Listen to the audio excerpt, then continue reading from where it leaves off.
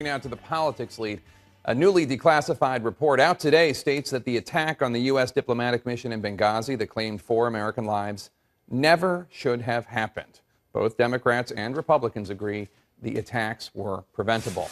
The attacks that horrific night claimed the lives of U.S. Ambassador Christopher Stevens, Sean Smith, Glenn Dougherty, and Tyrone Woods. The bipartisan report from the Senate Intelligence Committee faults the State Department, saying officials there ignored, did not respond, or did not fulfill cables asking for more security personnel.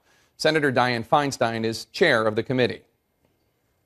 The security was inadequate and should have been beefed up.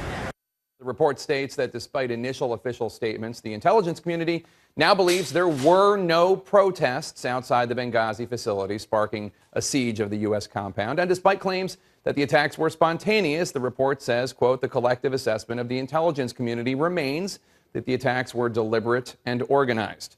Something U.S. officials, including now National Security Advisor Susan Rice, contradicted in the immediate aftermath of the attacks.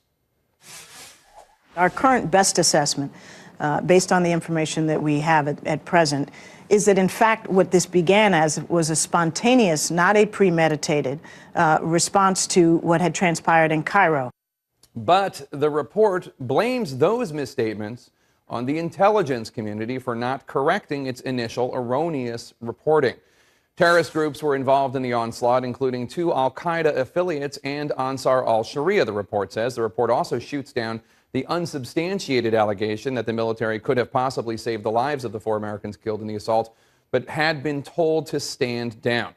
Sadly, security conditions on the ground in Benghazi remain in tatters. The report notes disturbingly that 15 individuals supporting the FBI's investigation have been killed in Libya since the attacks, though it's not clear that's why they were killed. In separate statements at the end of the report, the Democrats on the committee assail others for misinformed speculation and accusations long after the basic facts of the attack have been determined. Republicans on the committee are going after the Obama administration for refusing or being unable to attain accountability from the attackers themselves and from those U.S. government officials who made poor management decisions relating to the Benghazi facilities, singling out for ultimate criticism former Secretary of State and potential 2016 presidential candidate Hillary Clinton.